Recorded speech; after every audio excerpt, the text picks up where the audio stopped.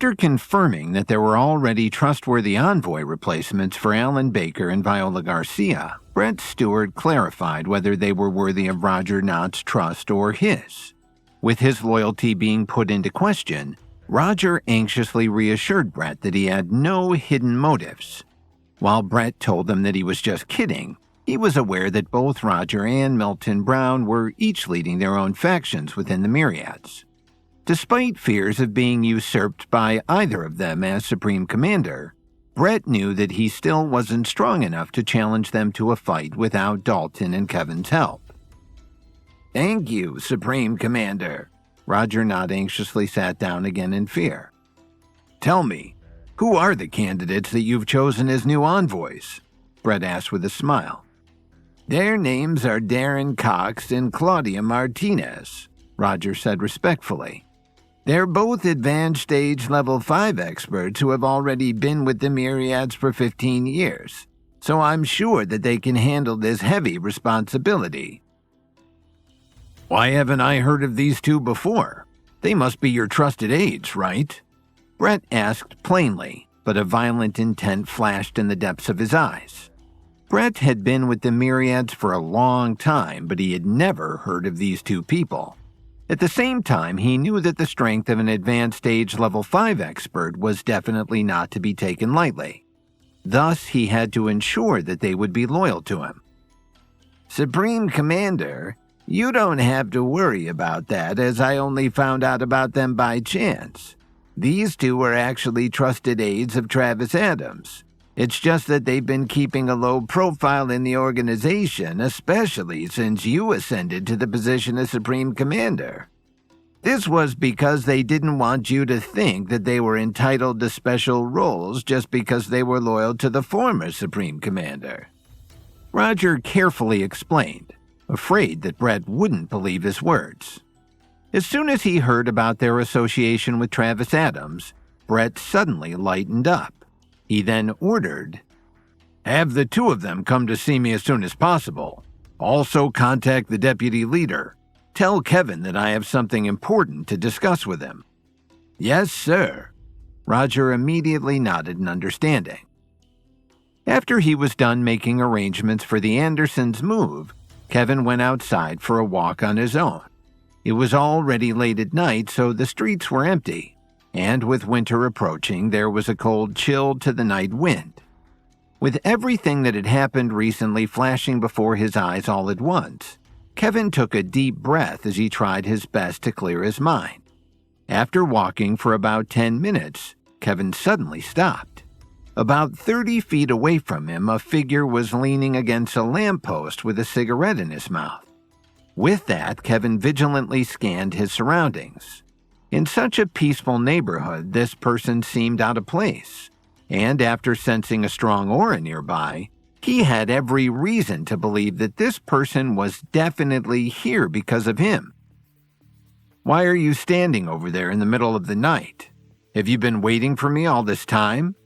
A smile appeared on Kevin's face. His tone sounded as if he was catching up with an old friend whom he hadn't seen for many years. However, this person didn't have any intention of answering him. Instead, he simply stared at him with a deep look. "Now that I'm here, why are you still so silent? Let's cut to the chase. Who sent you here to find me?" Kevin narrowed his eyes as he tried to figure out who came looking for him this time. Kevin was aware that he had offended a lot of people. Off the top of his head, he thought that this man could be from the Morris family, the Herbalist Society, the Union, or Dominic Archer. But with so many other possibilities, he really couldn't come up with a good guess. "If you don't have anything to say, then I'm leaving." Kevin really didn't want to waste any more time. He had other things to do and several matters to think about. After counting up to 3 to himself, Kevin was about to turn around when this person's lips finally moved. "Messenger Williams, Madam Director sent me here to tell you to go back to the Alliance's headquarters immediately." Kevin was stunned when he heard that. He hadn't been in contact with the Alliance for some time, and it had been so long that he almost forgot about his identity as one of their messengers. "Why should I believe you?" Kevin wasn't a fool. Madam Director said that your mission in the Healing Arts School has ended. Thus, you must listen to her orders and go back to the Alliance's headquarters immediately. The man sternly warned as he slowly approached Kevin.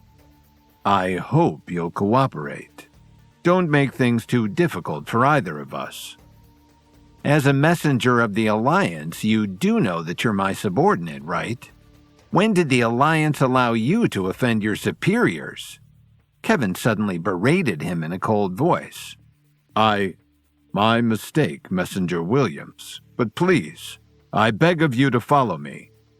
The man stumbled over his words and quickly lowered his head apologetically. Okay then, lead the way. Kevin didn't want to argue with him. Thinking about his previous encounters with the Alliance director, he couldn't help but scratch his head at the thought of having to awkwardly confront Selena Salem again. Moreover, he was curious as to why she asked him to come back at this time.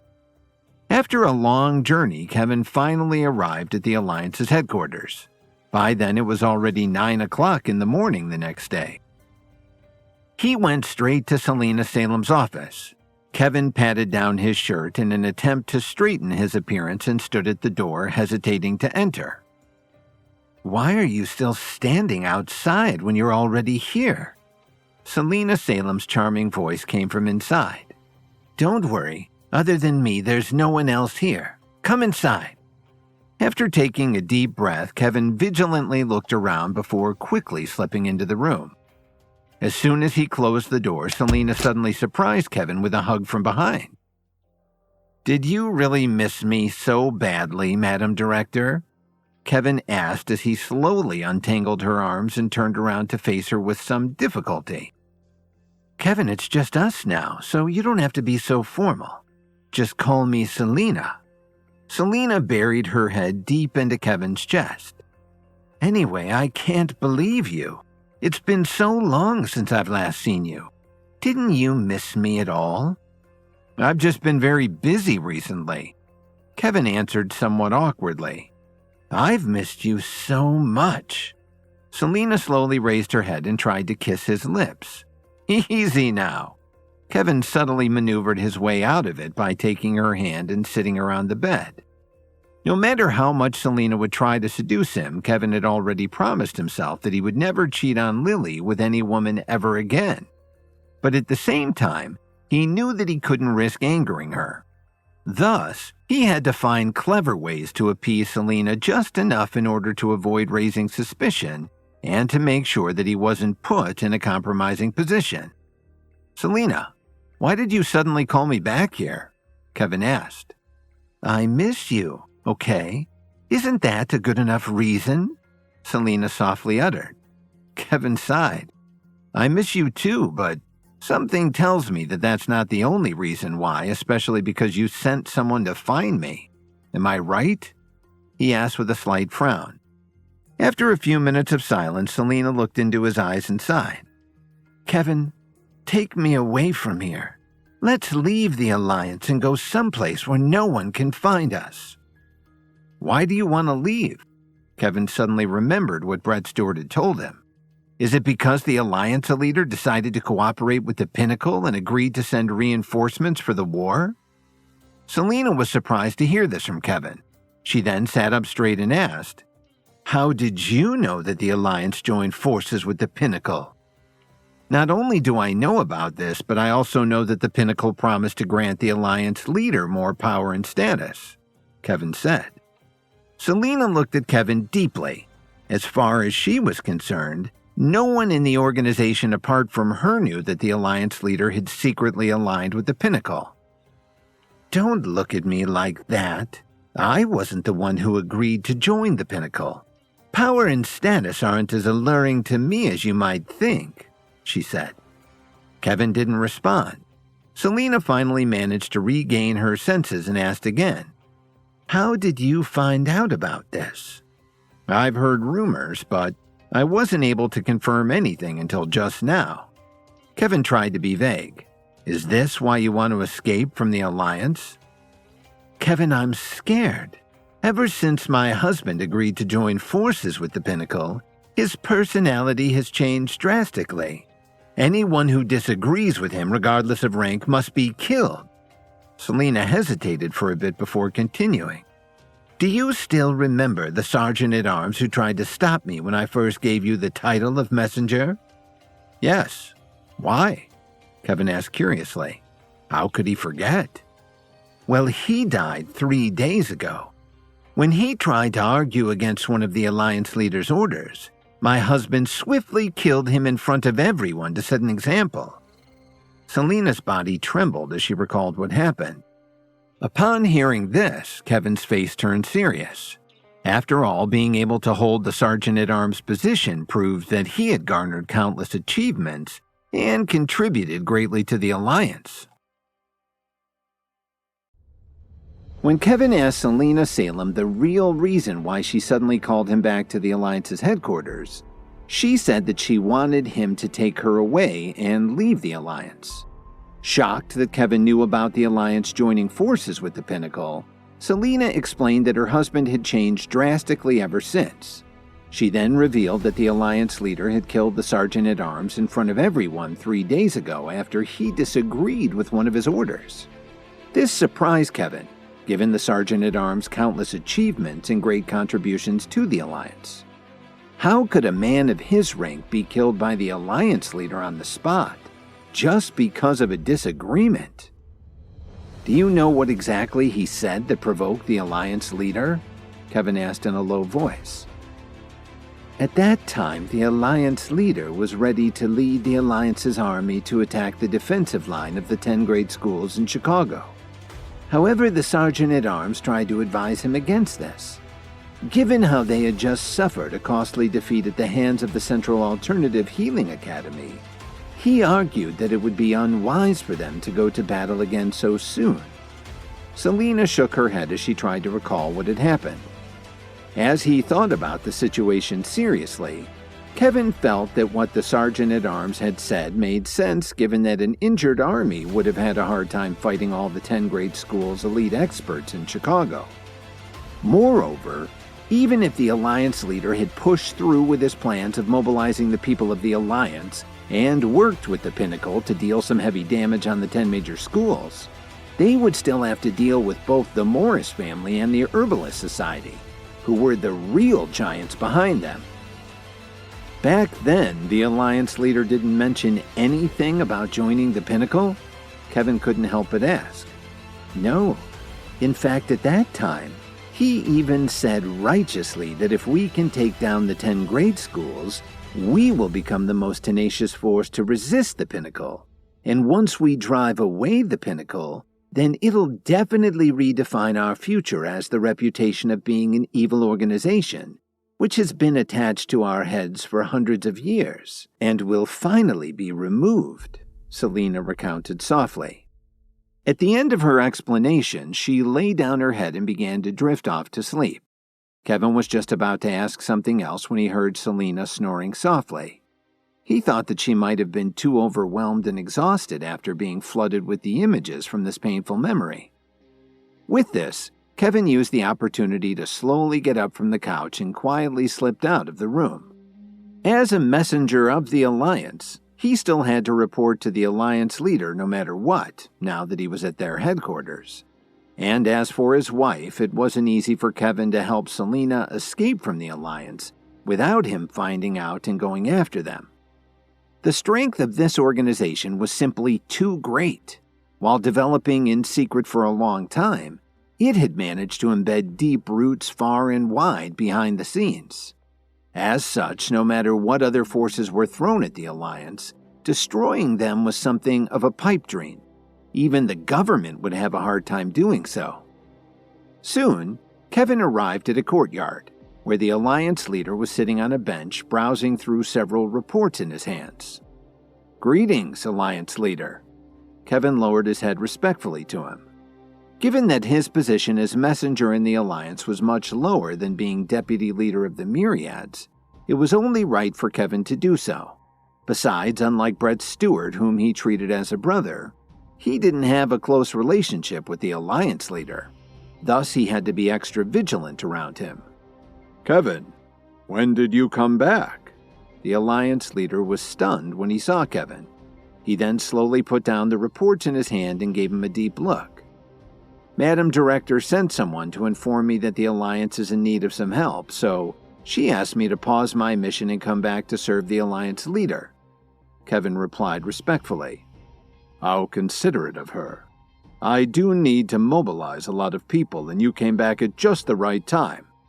The Alliance leader stood up happily, then walked over to Kevin and patted him on the shoulder.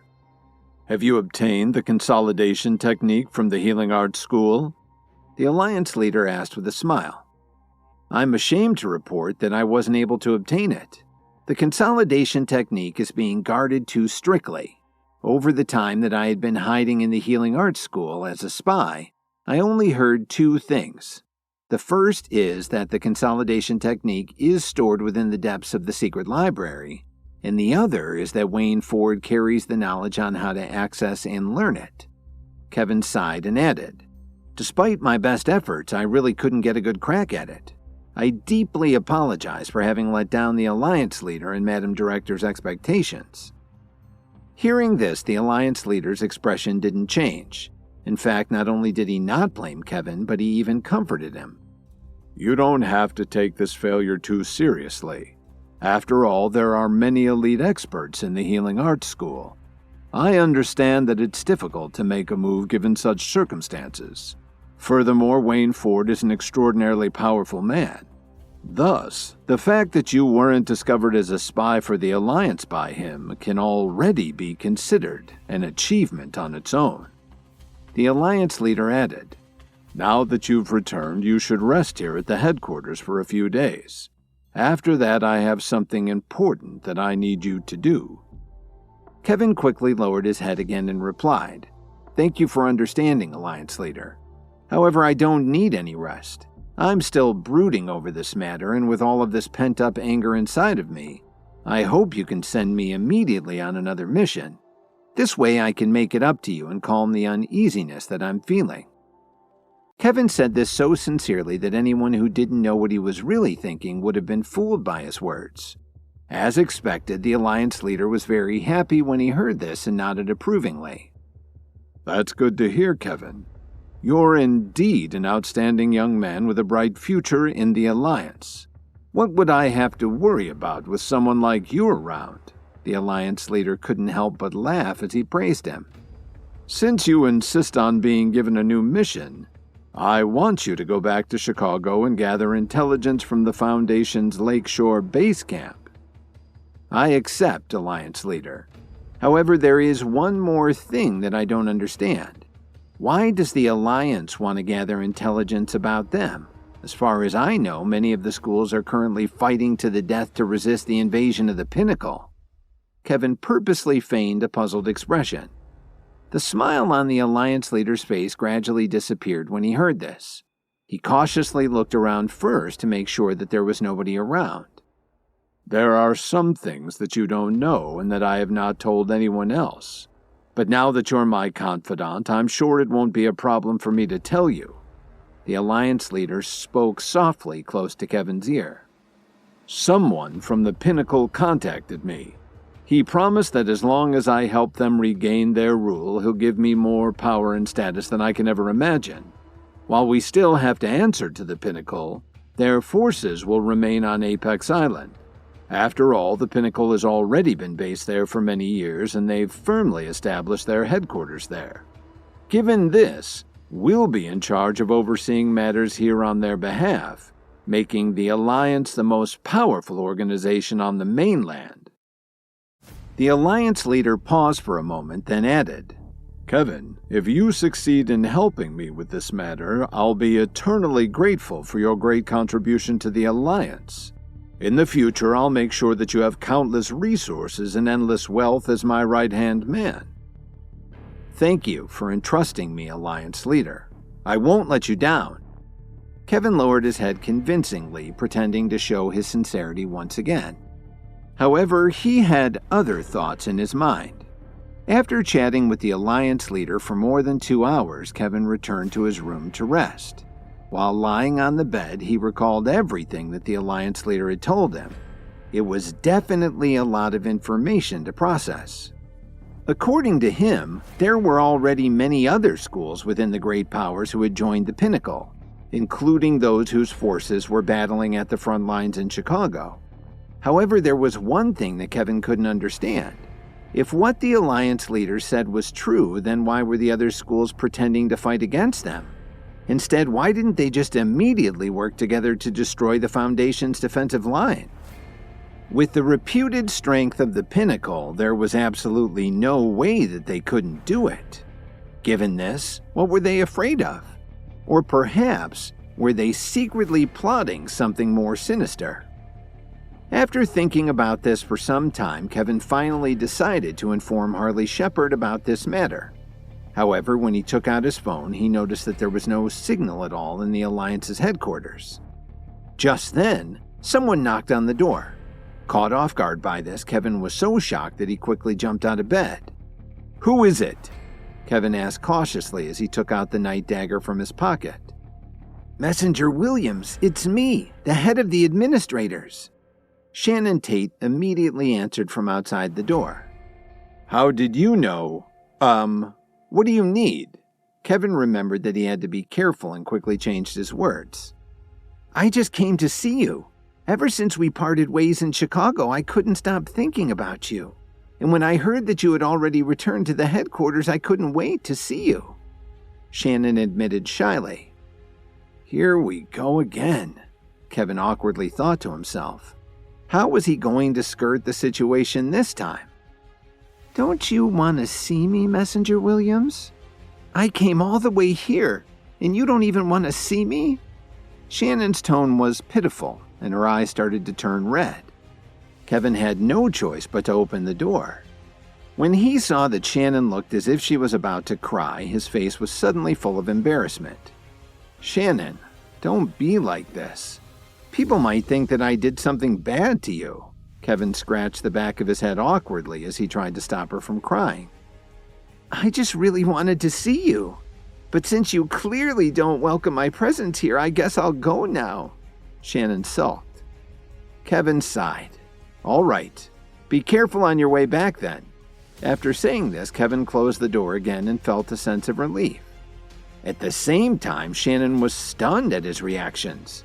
When she finally came back to her senses, she was so angry that her face turned red. She then stomped hard on the ground and stormed off. Meanwhile, Kevin's face inside the room gradually darkened.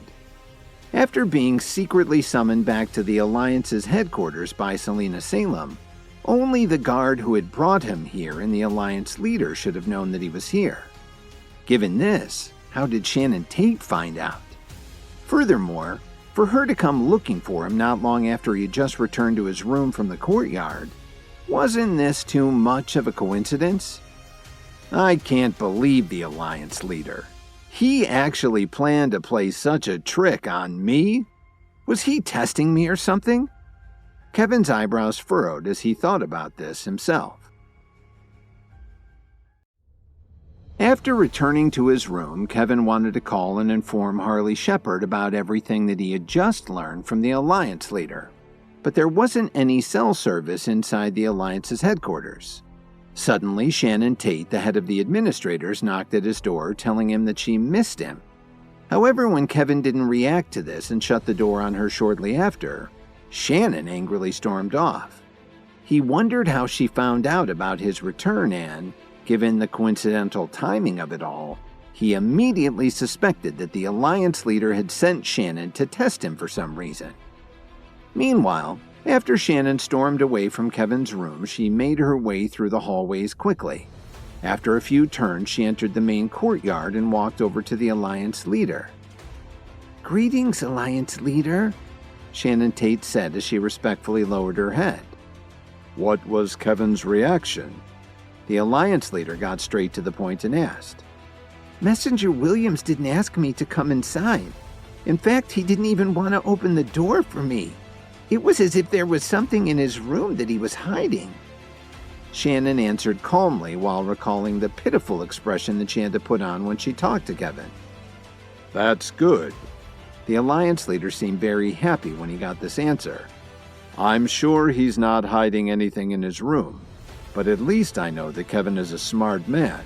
He passed my test, so I'm relieved that I didn't make a mistake in trusting him. Alliance leader, do you need me to go back to Messenger Williams and find out more? Shannon's eyes flashed with a touch of charm. Deep down, Shannon's heart was also filled with a desire for more power and status. And while she was already head of the administrators, she was willing to do anything in order to secure her position and further climb up the ranks of the Alliance. Kevin was only in his early 20s, and after immediately being appointed as a messenger upon joining the Alliance, he already achieved a higher rank than tens of thousands of people. This matter affected the nerves of many others, including Shannon Tate. And if she could take advantage of this opportunity to get close to Kevin, she would be able to find a way to get rid of him later on. In that case, perhaps she would be chosen to take over his position.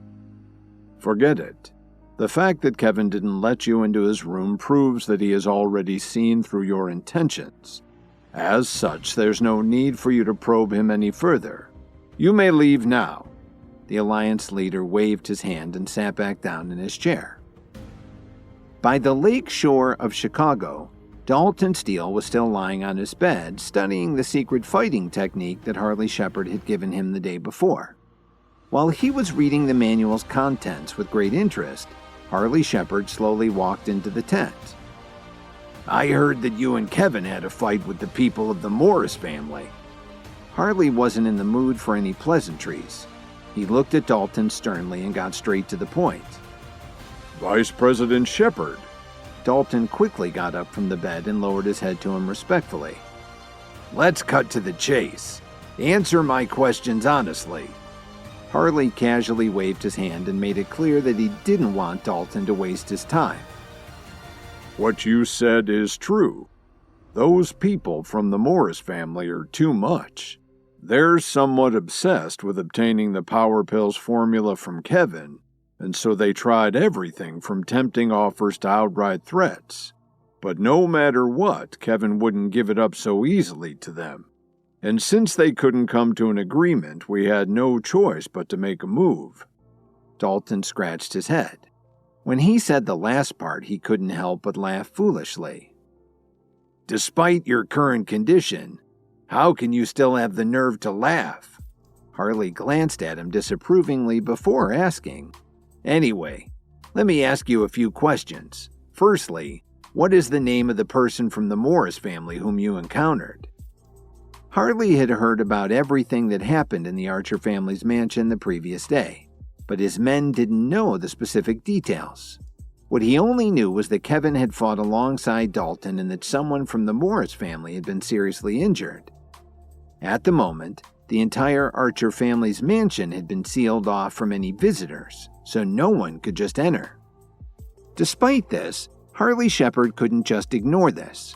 After all, the Morris family served as the pillar of the resistance against the Pinnacle. Although he wasn't looking to curry favor with them, he also didn't want to cause any internal conflicts between the forces that were holding the defensive line. I can't seem to recall his name at the moment, but I vaguely heard that the guy who fought Kevin was a young member of the family.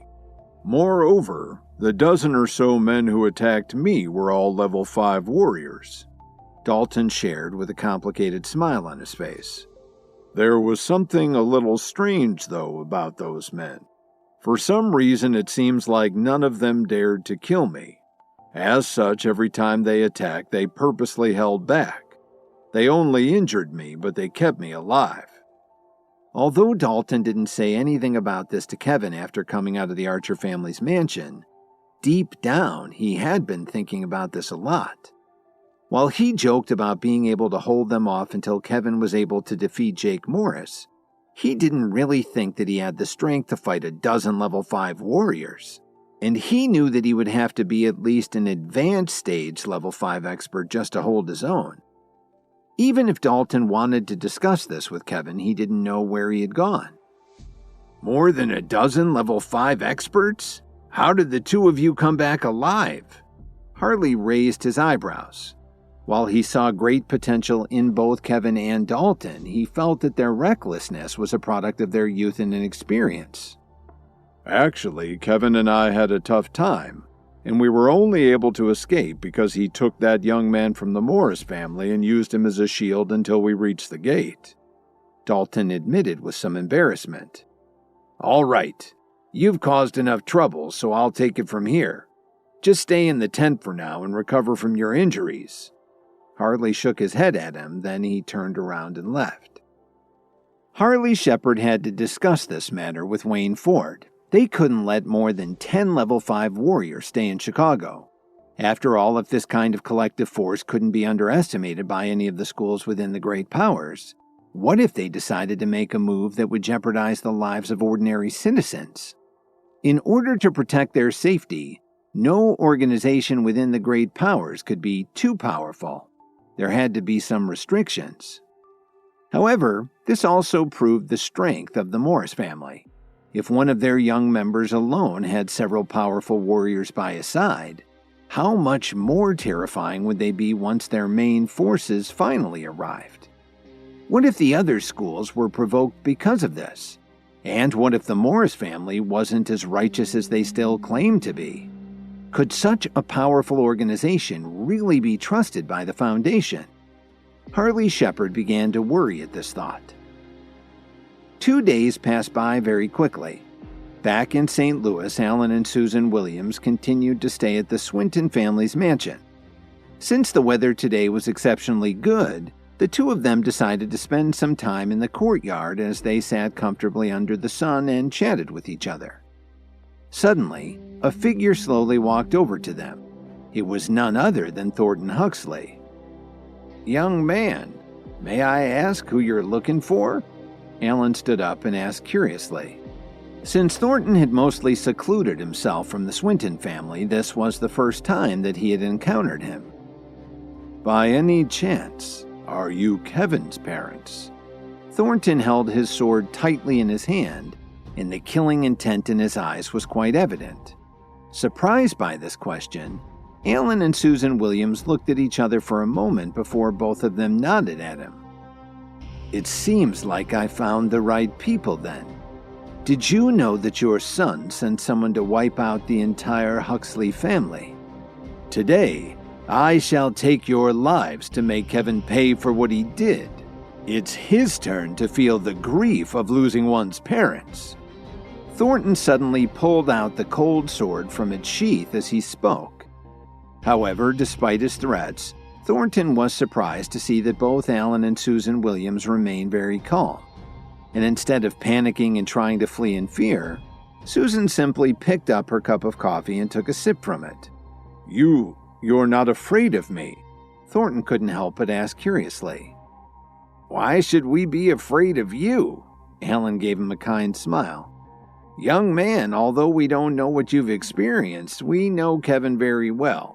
Our son isn't a vicious person, so it's impossible for him to murder your entire family. Is there some kind of misunderstanding?"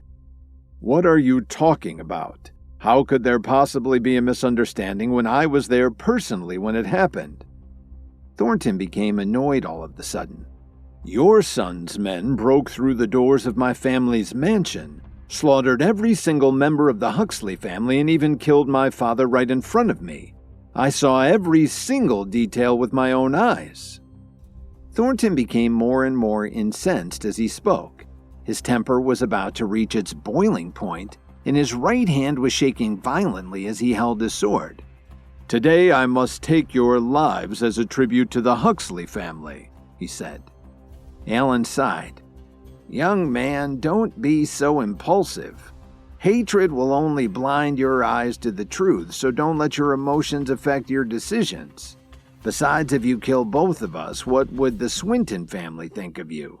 You're still young and filled with potential, with the rest of your life still ahead of you. Don't you want to live in peace?" "Nonsense. Since the day the Huxley family was ruthlessly murdered, I've decided to keep living for only one goal, which is to take my revenge on Kevin and re-establish the Huxley family's former glory." Thornton slowly waved the sword around and fiercely added, "When you die, don't walk too fast on the road to hell. I'll make sure to send your son as soon as possible so that he can accompany you.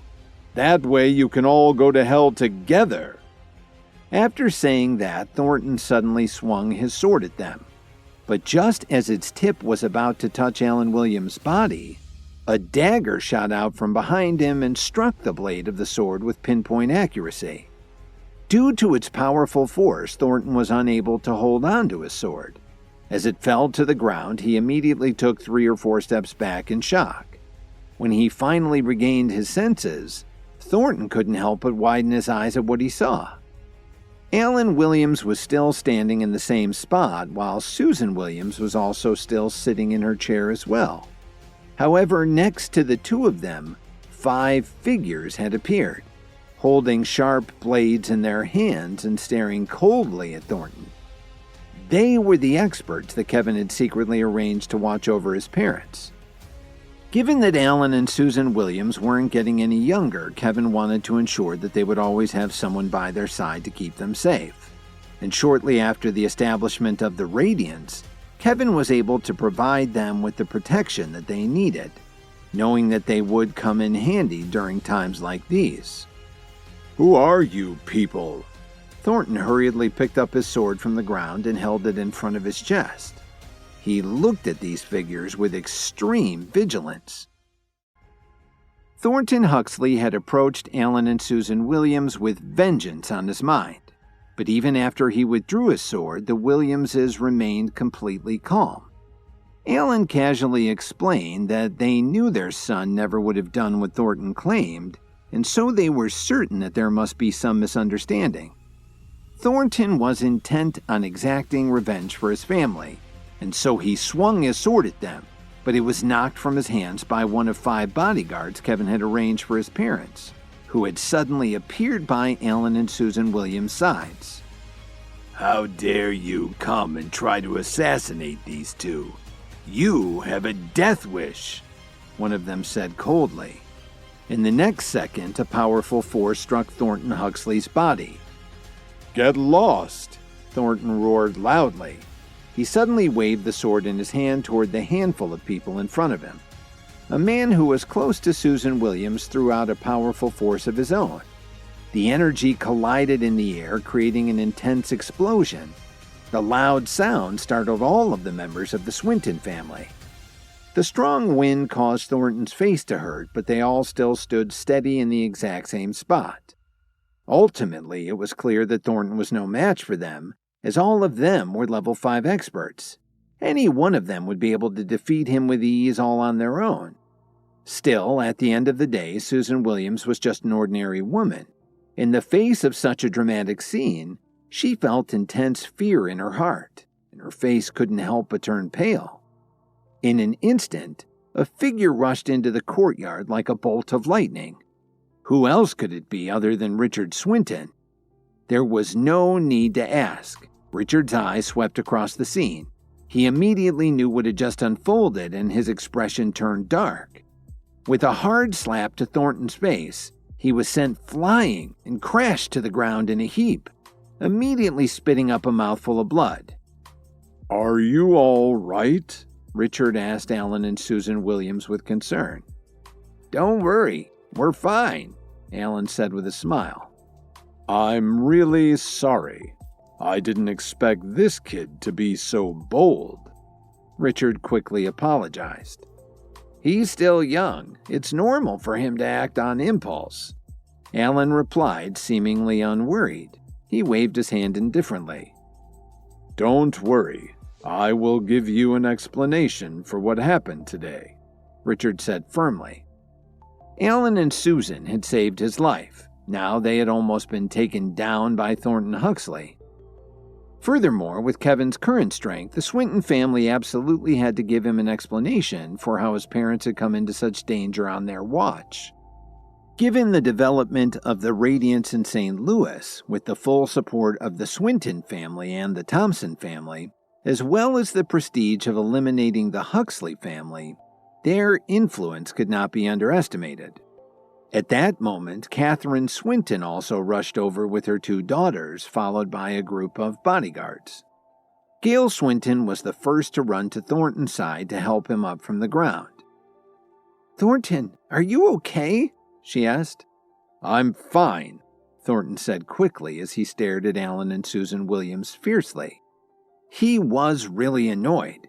He could still feel the drive for vengeance welling up in his heart. If he attacked now without saying anything, he might still have a chance to succeed. So what if he traded his life for it? In any case, there wasn't anything worth living for now anyway.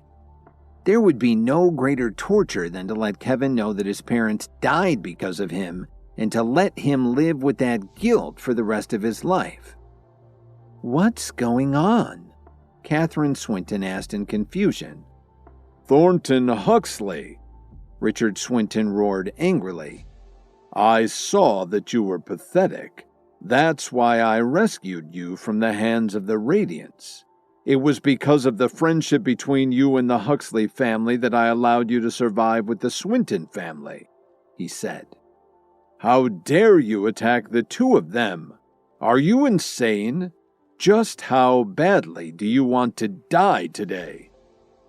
Catherine Swinton and the others immediately understood what was going on. Their faces turned deep red. They stared at Thornton with rage. "Father, why are you shouting at Thornton? No one is even injured," Gail Swinton said as she quickly stepped in front of Thornton and spread out her arms to protect him, nudging him behind her back. "Gail, please," Catherine Swinton sternly berated her. "Did I say something wrong, Mother?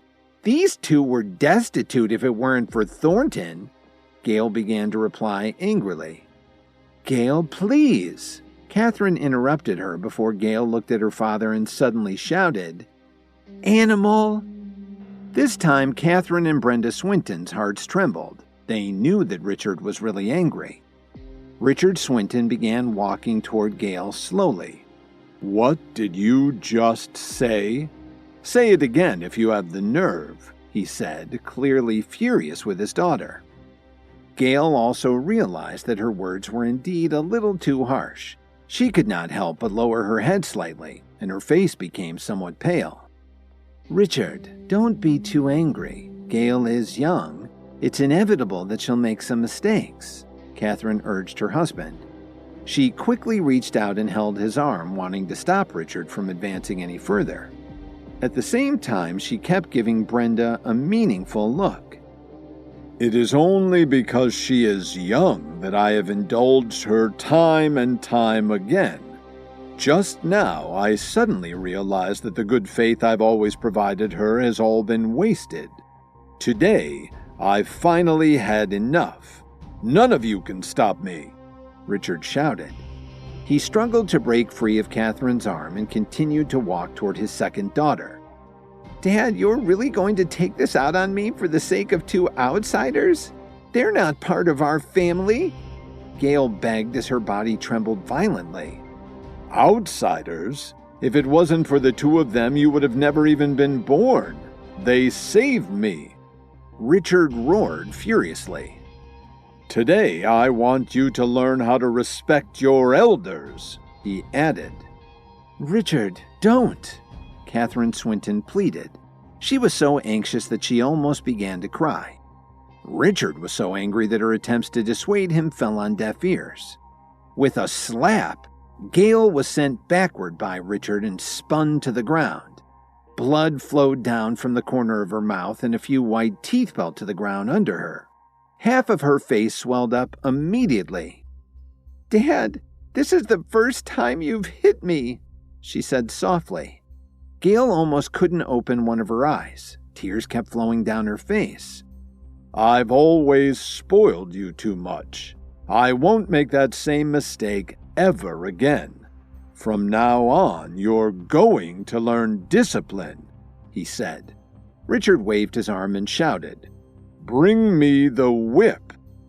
When these words were spoken, the faces of the members of the Swinton family gathered around changed dramatically. "Richard, you can't do this. Gail is our daughter," Catherine pleaded as she sobbed. "So what? If I let her get away with it this time, wouldn't it just prove to everyone that this whole family is just a joke?" Richard replied matter-of-factly. He added, Besides, it's not like you don't understand the seriousness of the matter. If Alan and Susan are really injured, how can I explain it to Kevin? How could the Radiants let the Swinton family go so easily? Richard's body was trembling, and his blood pressure was rising rapidly. At that moment, Gale finally understood how dangerous Thornton Huxley's actions were. "But you just can't beat her. She's your daughter," Catherine cried as she held onto Richard's arms. Brenda stepped forward. "Yes, Father. This has nothing to do with my sister. She just said something she shouldn't have said. You only need to punish her a little," she said, clearly becoming anxious. Thornton took a deep breath and ignored the injuries on his body. He pushed Gale aside and faced Richard's gaze. "This whole matter started because of me, and it has nothing to do with Gale. If you really want to punish someone, then punish me alone," he said. Deep in his heart, Thornton was a person who could distinguish between good and evil. He knew that what the Huxley family had done to Kevin in secret was truly despicable. But what could he do about it? The blood of the Huxley family flowed into his own body. He would never forgive them. Gale forced herself to squeeze in front of Thornton, straightening her waist, and said, "Thornton, you're right. Father, you're going to blame me? You'll beat me for the sake of two outsiders? I would like to see whether they are really more important than your own daughter." "Gale, please," Catherine shouted anxiously. "Why do you have to go against him?" Brenda said as she grabbed her sister's shoulder and tried to pull her away. But Gale broke free and took 2 steps back toward Richard, pulling away from Brenda. "Let me ask you, do you really not understand the love that Thornton has for you? How many years has he felt this way? And what about you? Not only did you reject him, but the Huxley family had been completely destroyed, which was already pitiful enough. Why didn't you say anything to him? Or do you really like Kevin so much?" Gale's face was swollen, so she didn't know what to say. "I've had enough," Richard shouted as he cracked the whip. A crisp sound echoed throughout the courtyard, making all of the onlookers close their eyes. Gale stubbornly gritted her teeth. Just as Richard was about to swing the whip at Gale, his arm was suddenly pulled backward by someone. Alan Williams said with a face full of responsibility, "Richard, that's enough. Forget about it. Your daughter is young. You don't have to do this." After Gale Swinton rushed to Thornton Huxley's defense, her mother and sister desperately tried to encourage her to back down. Richard Swinton hit his daughter and threatened to inflict more punishment on her for standing up for Thornton in the face of Alan and Susan Williams. Just as Richard was about to whip Gale, his arm was grabbed from behind by Alan, who urged him to stop. "Oh, Alan, I let you down," Richard said, lowering his head in shame. "Enough. How old are you? Why are you still so hesitant?"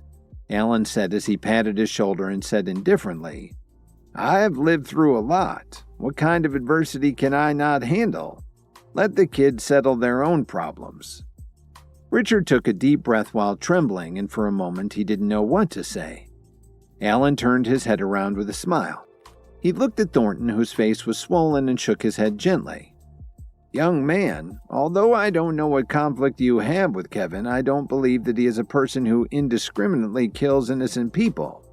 There must be some way that this can be resolved. If men can use violence to solve problems, they certainly don't need to play dirty tricks behind each other's backs. People who play that game won't be able to walk very long on this road," Alan said.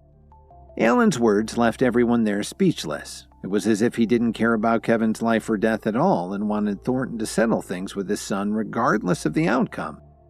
Only Richard frowned deeply. After thinking for a while, he finally understood Alan's intentions. He couldn't help but look at Alan Williams with more respect.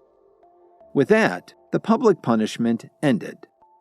Late that evening, Thornton Huxley quietly left the Swinton family's mansion without alerting anyone.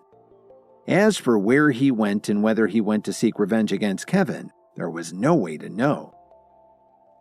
Kevin had stayed at the headquarters of the Alliance for 4 days. Although his relationship with Selena Salem had improved considerably, Kevin still felt a bit uneasy. On the 5th day, he received orders from the Alliance's leader to allow him to hide out on the front line of Chicago and gain the trust of Harley Shepard and Wayne Ford as much as possible. Kevin then returned to the front line and was immediately pulled into a tent by Dalton Steele as soon as he arrived. "Kevin, where have you been these past few days?" Dalton asked anxiously. "Why? What happened?" Kevin asked with a slight frown. "The people of the Morris family are here. 3 days ago, they fought a tough battle with the Pinnacle out on the water. Fortunately, the Morris family arrived in time to stabilize the situation. However, it seems like both parties have agreed on something and will have a meeting out on the lake in 2 days," Dalton said with hesitation in his voice. "What does it have to do with us?"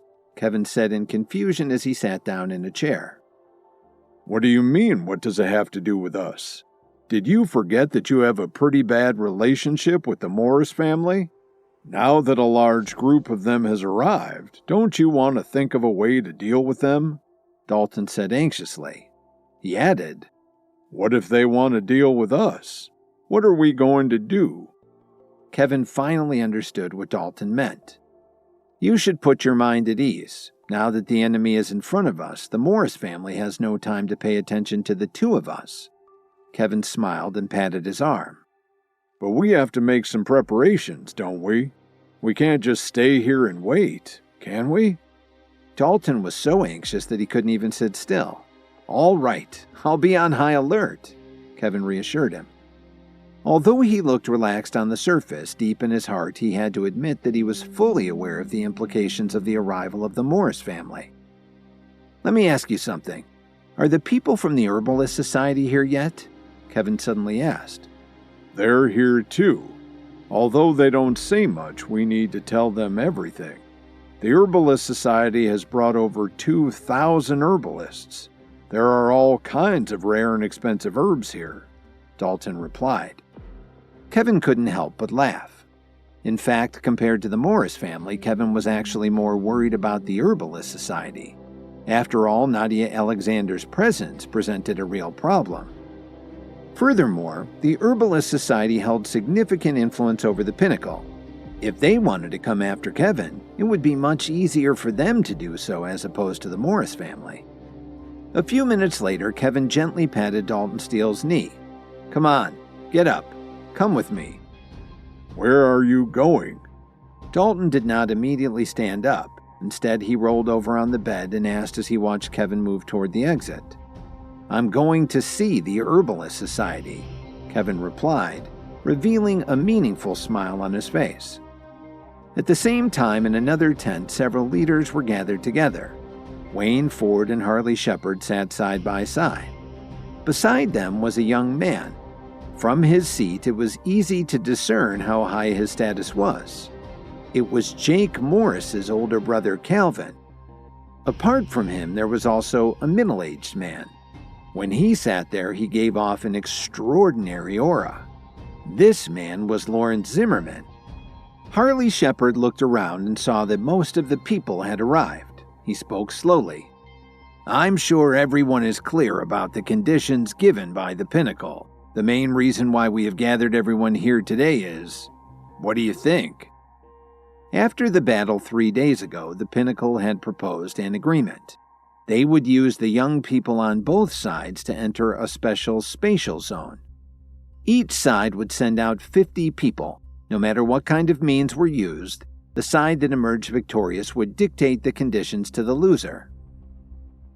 "On the surface, we won't suffer too many losses, but the question is, will the Pinnacle play any tricks? Can we really trust them?" Paul Vaughn said with a frown. "The new generation represents the future. We can't use them to just test the waters. If anything happens to them, the Foundation will be hamstrung for generations into the future," Wayne Ford said in a serious tone.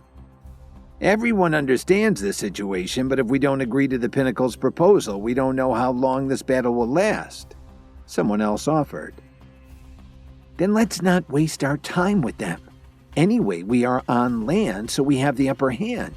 Their supply lines for all kinds of resources present a huge problem for them. Let's see who can outlast who, someone said. But we don't know about the power base of the younger generation of the Pinnacle, another leader countered. For a few moments, the people in the tent debated back and forth. Everyone was reasonable, but it was becoming increasingly clear that there was no consensus among the group. Quiet, Wayne Ford said suddenly. This is not productive.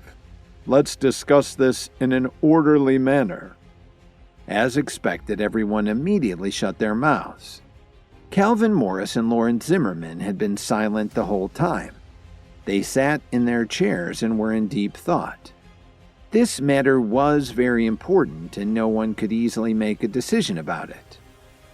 What do you two think? Harley Shepard turned his head around and looked at Calvin and Lawrence.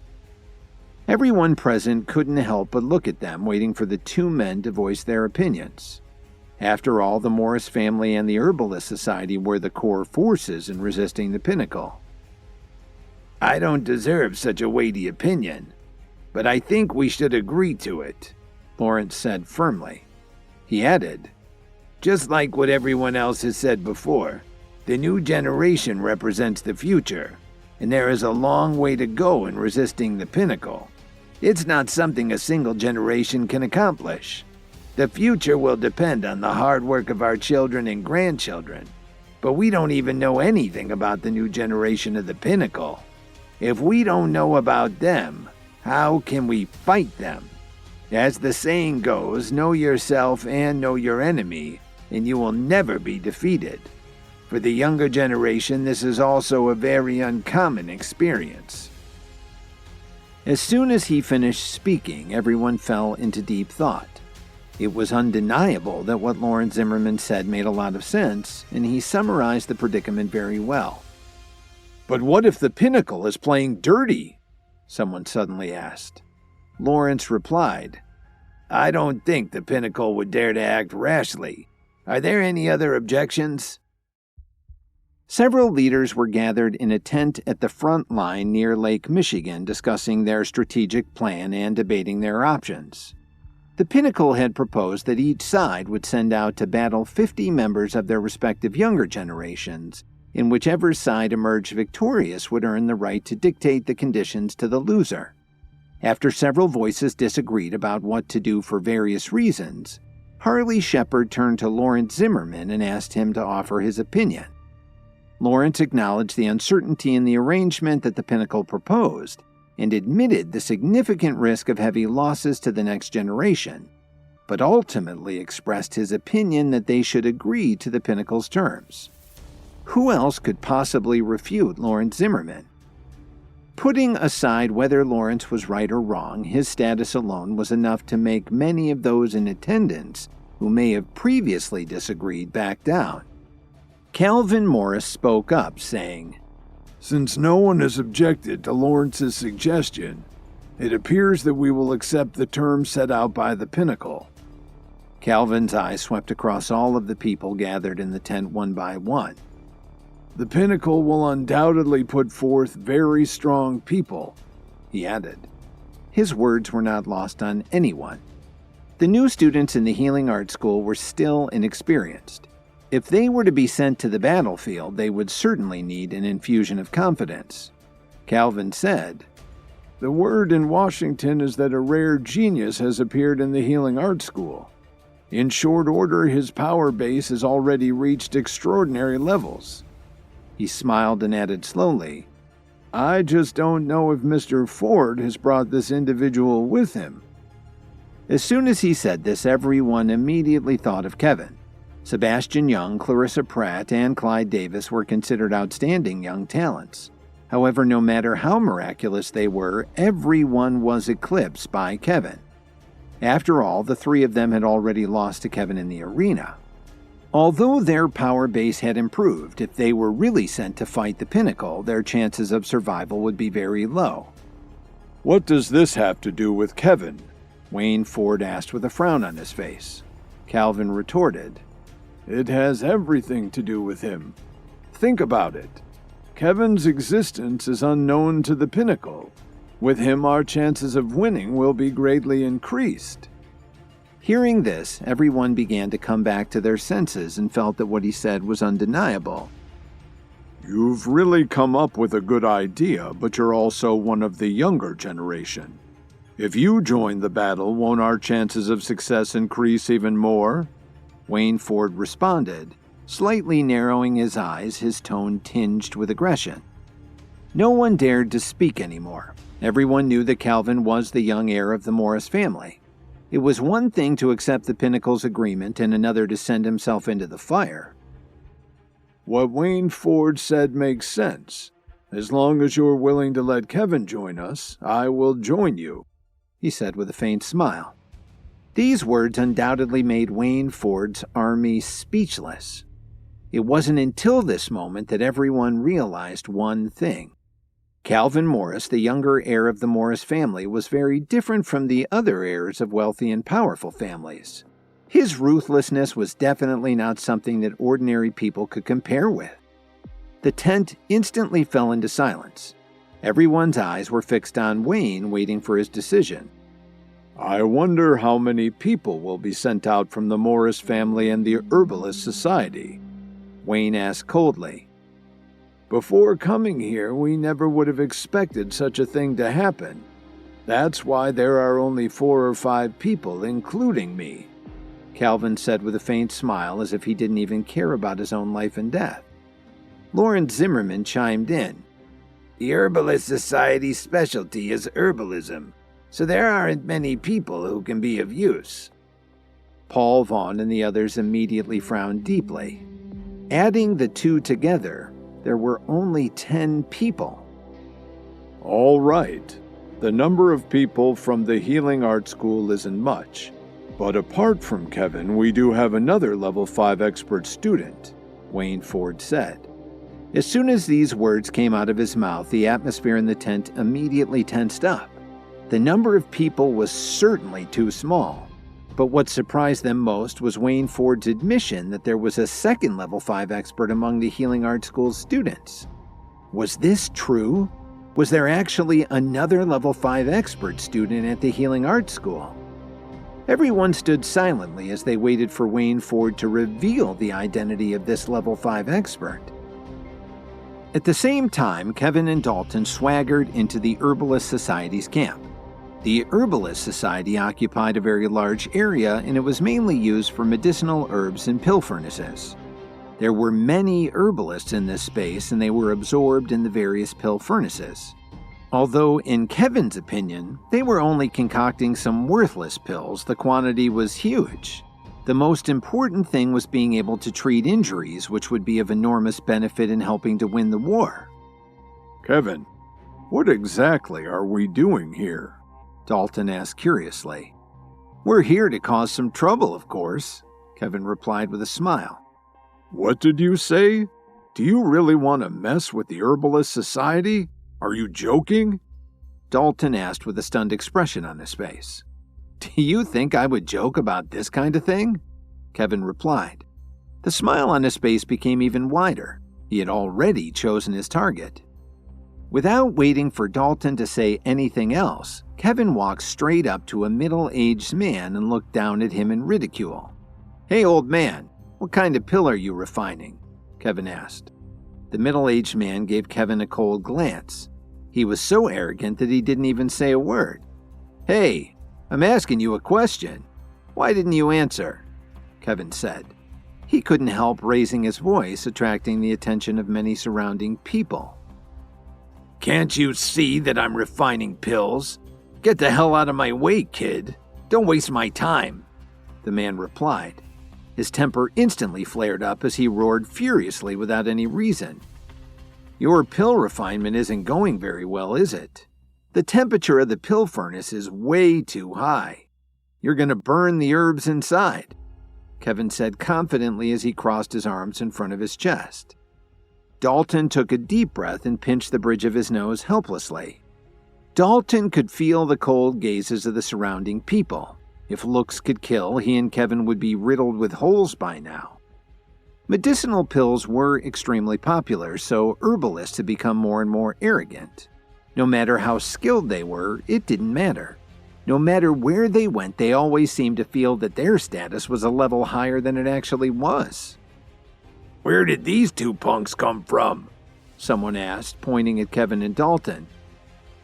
"I don't know. They seem to be here to cause trouble," the middle-aged man replied. "You don't even shave your face yet, kid, yet you dare to come here and talk this nonsense?" someone else said. "The worst part is that he actually dared to provoke Bruce out of nowhere. Is he asking for a beating?" the first person said. The surrounding herbalists had all stopped what they were doing and were discussing in low voices. The man standing in front of Kevin was Bruce Corbin. He was famous throughout the Herbalist Society for his violent temper. "What did you just say?" Bruce said slowly. His anger was rising slowly. His eyes looked like they were about to pop out of his head. "Did I say something controversial? Your formulation is all wrong, and the temperature is obviously way too high," Kevin said nonchalantly. The smile on Kevin's face did not change at all. "What do you know?" Bruce spat back, standing up to face Kevin. "Unfortunately, you let the temperature rise too high, too fast. You've caused all of the medicinal properties to be completely concentrated at the bottom. All you need to do is bring the temperature down, exhaust all of the medicinal properties, and burn off the rest of the ingredients. It will only take less than 2 minutes, Kevin said with confidence. At the same time, he didn't forget to glance at all the herbalists around him. Hearing his words, many herbalists couldn't help but stop and think. They all felt that this strange young man's suggestion was undeniably reasonable. He definitely seemed like someone who knew what he was talking about. "Are you calling me ignorant?" Bruce shouted at him, his face turning red. After Kevin and Dalton strolled into the Herbalist Society's camp, Kevin told him that he intended to cause some trouble, causing Dalton to be alarmed. Kevin walked straight up to a middle-aged man who was refining pills and confidently told him that his technique was all wrong. The man, Bruce Corbin, became incensed at Kevin's arrogance and began shouting him down. The dispute drew the attention of many herbalists nearby, who all stopped and gathered around to witness the confrontation. Bruce doubted the accuracy of Kevin's claim that the pill furnace's temperature was too high. "Whether I'm telling you the truth or not, you'll know in less than 2 minutes, Kevin said casually as he raised 2 fingers and spoke faintly. "What if there is no change after 2 minutes?" Bruce asked sternly.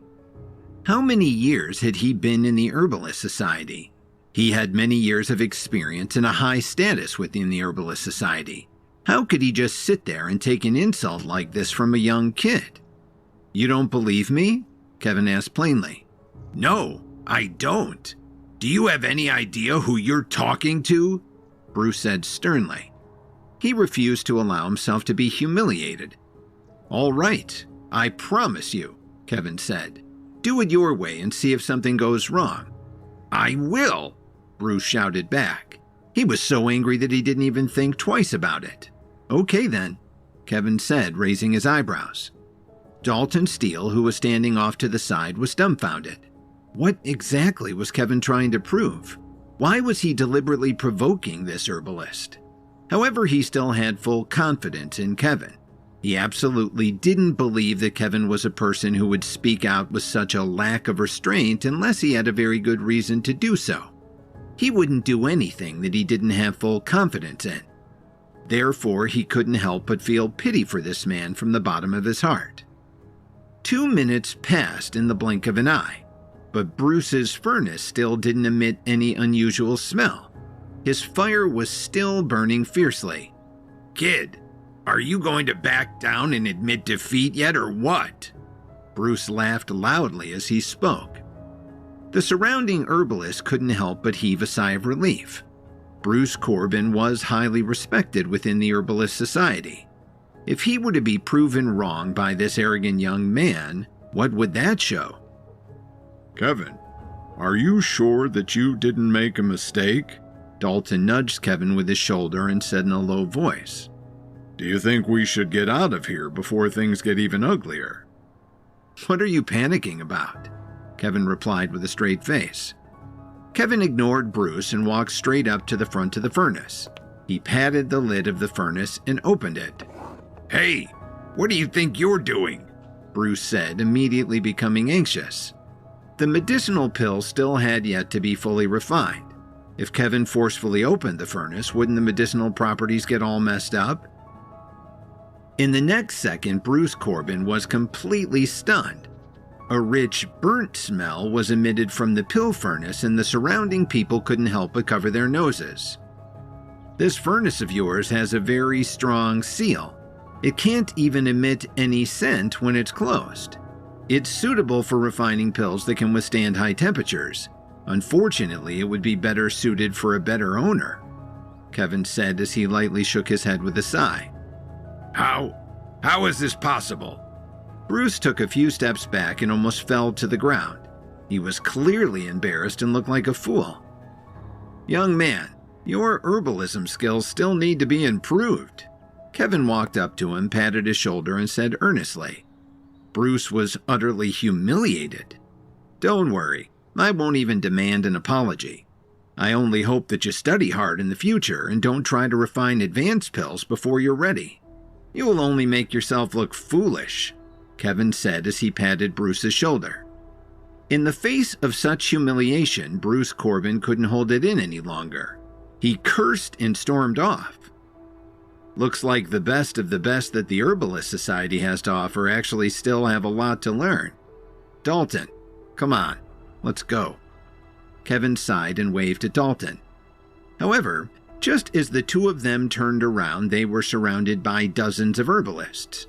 They finally understood that these two young men were here to humiliate them. "What's wrong? Don't tell me that the people of Herbalist Society only have this bit of magnanimity," Dalton said as he stood in front of Kevin and rolled up his sleeves with a stern expression. "Not so fast. This matter is not over," one of the herbalists said. "That's right.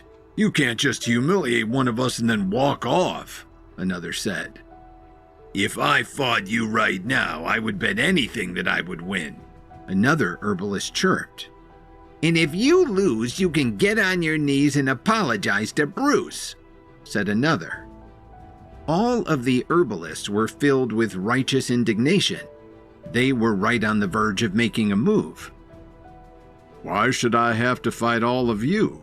Do you really think that would be fair, or do you not really want to fight at all?" Dalton said as he narrowed his eyes and unleashed his aura. The pressure of a level 5 warrior spread out in all directions. "Level 5 warrior?" one of them muttered. "What's wrong? Don't you plan on getting out of our way?" Dalton's eyes widened and he stomped hard on the ground. The powerful force caused the ground to tremble, causing some of the herbalists to even lose their balance. "All right, Dalton," Kevin said as he pushed him to the side slightly, then slowly took 3 steps forward. "I'll take them all. But I don't have that much time to waste with all of you, so just find the strongest one among you and come fight me." However, no one dared to answer Kevin directly. After all, Dalton's strength had already been shown. They were merely a group of level 4 warriors. Even if they all fought together perfectly, it wouldn't be enough to overcome Dalton, let alone Kevin. From the bustling crowd, a skinny man walked out. "Well, what do you want to say?" Kevin asked with interest. "You and I will each take out a pill and the other has to refine it," he said. His voice sounded a little hoarse. "What's your name?" Kevin suddenly asked. Before the man could answer, Kevin interrupted him and said, "It doesn't matter what your name is. I don't have time to remember. Hurry up. I haven't eaten yet today." When the man named Roy Winter heard what Kevin said, he couldn't help but feel angry. His eyes instantly became serious. He took out a bottle from his pocket and threw it to Kevin. "This pill is called the Wind Shadow Pill. It can increase the user's speed significantly within just a few hours. So fast that the opponent won't even be able to detect his approach," Roy said softly. Among the Tier 4 medicinal pills, it's considered to be the upper class, Kevin said slowly after listening to Roy Winter's description of the pill. As the saying goes, the laymen see the way while the insiders make the way. When the surrounding herbalists heard Kevin's reply, their expressions couldn't help but change. Just by hearing the name of the pill spoken out loud, one could tell that they often heard about it. "Where's your pill?" Roy asked, clearly not intimidated. He stretched out his right hand as he spoke. "Why are you in such a rush?" Kevin said as he quickly pulled out a small white bottle. "Is he a level 5 expert?" Some of the surrounding herbalists muttered among themselves. "This pill is called the Level Up pill. If you can refine it, then I concede defeat," Kevin said. As Kevin spoke, he took out a pill furnace and began to search for the materials he would need for the Wind Shadow pill. There was no lack of medicinal ingredients nearby, considering the fact that this was the Herbalist Society's camp. The name of the pill Kevin presented set off a flurry of whispers among all of the herbalists gathered around. Of course they had heard of this kind of pill, but no one had ever been able to refine it. Even among the Herbalist Society, there was no complete pill formula. This was a pill that could allow anyone lower than a level 5 expert to immediately ascend one level after consuming it. The gazes of the surrounding herbalists instantly became fiery hot. Everyone's face was filled with greed. Who wouldn't want to get their hands on such a powerful pill? However, with Dalton Steele around, no one dared to act rashly. Roy looked down at the purple-brown pill in his hand. He was stunned for a moment before he became excited. Finally, he became dumbfounded. In short order, Kevin gathered all of the medicinal herbs he needed to refine the pill. His opponent had not even moved yet. "My friend, what's taking you so long?" Kevin asked Roy casually. However, Roy didn't even answer his question. Roy still didn't move. It was as if he was petrified on the spot. "Is he all right?" Kevin asked, gesturing toward him, even though he knew the answer. He waved his hand in front of his face.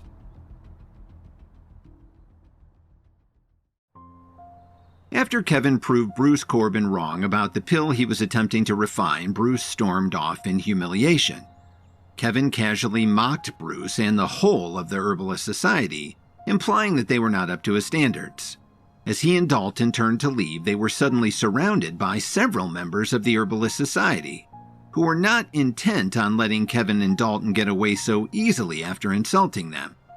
But after the group realized that Dalton Steele was a level 5 warrior, they all began to back down. Kevin stepped in front of Dalton and challenged the crowd, at which point a skinny man named Roy Winter stepped forward. He challenged Kevin to a competition in which each of them would refine a pill chosen by the other. Roy put forward a Wind Shadow pill, which Kevin casually accepted before putting forward his own Level Up pill, shocking Roy and the rest of the members of the Herbalist Society. Roy stood frozen in silence for a long moment, while Kevin confidently got to work on gathering the herbs he would need for the Wind Shadow pill. After what felt like an eternity, Roy finally began to come back to his senses. He knelt down on the ground in front of Kevin and looked up at him with a great look of reverence on his face. I'm sorry, sir. I didn't realize who you were. I was blind and didn't know your true identity. That's the only reason why I dared to stand up to you," he said nervously. Even Kevin was speechless for a moment. "Hey, do you want to compete with these pills or not?" Kevin asked, frowning slightly and expressing his impatience with the man. "If you don't want to go through with it, give the pill back to me," he added. Everyone in the crowd looked on anxiously. Roy obediently returned the pill to Kevin, but he still looked at him apologetically and clearly wanted to say something else to him. "Why are you still looking at me like that?" Kevin asked him as he grew more and more impatient. "Sir, I have a request which I hope you don't consider to be too bold of me to ask. I would be honored to take you as my mentor and to learn herbalism from you," Roy finally said, looking up at Kevin expectantly. He knew that this idea was very bold. Kevin was only in his 20s and Roy was older than he was. But whether it was the pills he had at his fingertips or the ability to refine new pills, it was clear that his knowledge and ability far outpaced his own. Indeed, Roy Winter knew one thing very well. A genius like Kevin didn't come along very often.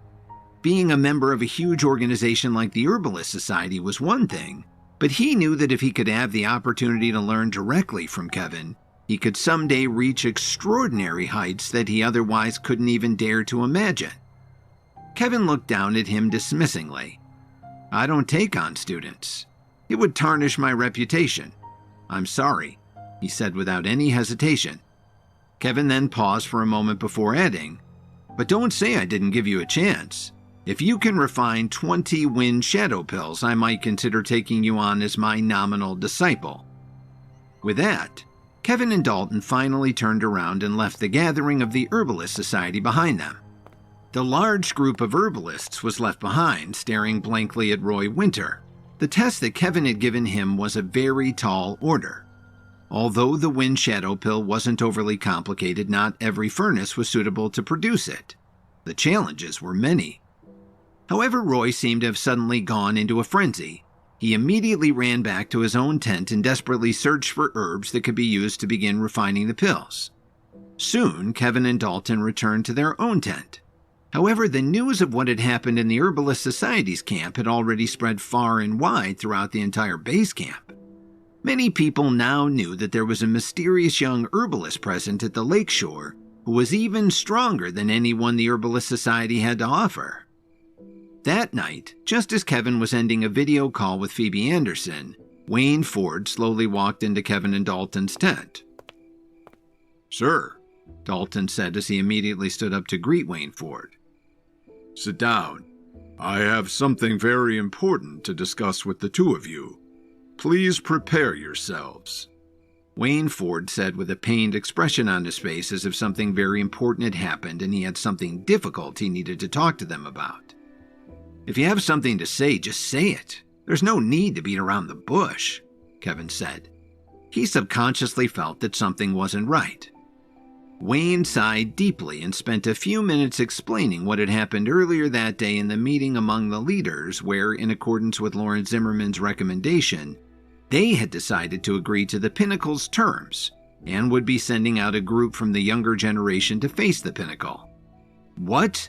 You want me and Dalton to fight against the Pinnacle?" Kevin stood up from his chair with a swoosh. His face was suddenly pale and he looked very angry. Dalton's expression also became serious. He didn't know what to say. "This is completely crazy. Why don't you just kill us now and get it over with?" Kevin roared angrily. "What are you shouting for? It's not as if I want you guys to go, but this matter concerns the safety of the entire world. I am in an important position, and so I need to set an example on behalf of the Healing Arts School. If I don't send the two of you, what will the others do? How will that make the Healing Arts School look?" Wayne tried to reason with Kevin and Dalton. "So for the sake of your reputation and the reputation of the Healing Arts School, you're willing to sacrifice me and Dalton?" Kevin said coldly. "Then do we have time to leave the Healing Arts School before you make this decision official?" "Don't say such useless nonsense. It's only because you have shown off your abilities so much and caused trouble everywhere. Obviously, Calvin Morris is after you," Wayne said straightforwardly. "But it will also be good to send you guys out there. It will increase our chances of winning. In fact, it may be our only hope. At the same time, it will also give so many more people the chance to survive. The responsibility on your shoulders is enormous." "Nonsense. I don't have such big dreams. And I definitely don't have the ambition to sacrifice myself. Everyone's life is their own to live. Dalton and I don't deserve to die like this," Kevin shouted. He looked like he was about to go crazy. He had never thought that Wayne Ford would actually sell them out like this, with decisions made without even getting their input ahead of time. "Kevin, please.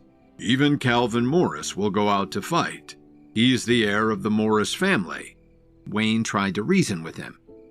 Looking at the silent but frowning Dalton, Kevin waved his arm and said, "Nope. Absolutely not. I won't go. Let me tell you, I am not admitting defeat like this. I need to think about the people behind me, my parents, my wife, and so many other people who depend on me. If anything happens to me, what do you expect will happen to them? Think about it, Kevin. If the Pinnacle wins, not only your people but the entire Foundation will be finished anyway. What will be the point then? Wayne said. He had been suppressing the anger in his heart, but it began to show signs of rising to the surface. He knew that this matter was unfair to Kevin and Dalton, but there really wasn't anything he could do about it. He didn't have a choice. Right now, from the Healing Arts School, only the two of them were really qualified to face the Pinnacle. This was also Wayne's problem. If he didn't send out two strong candidates from the Healing Arts School, the other organizations would certainly feel slighted.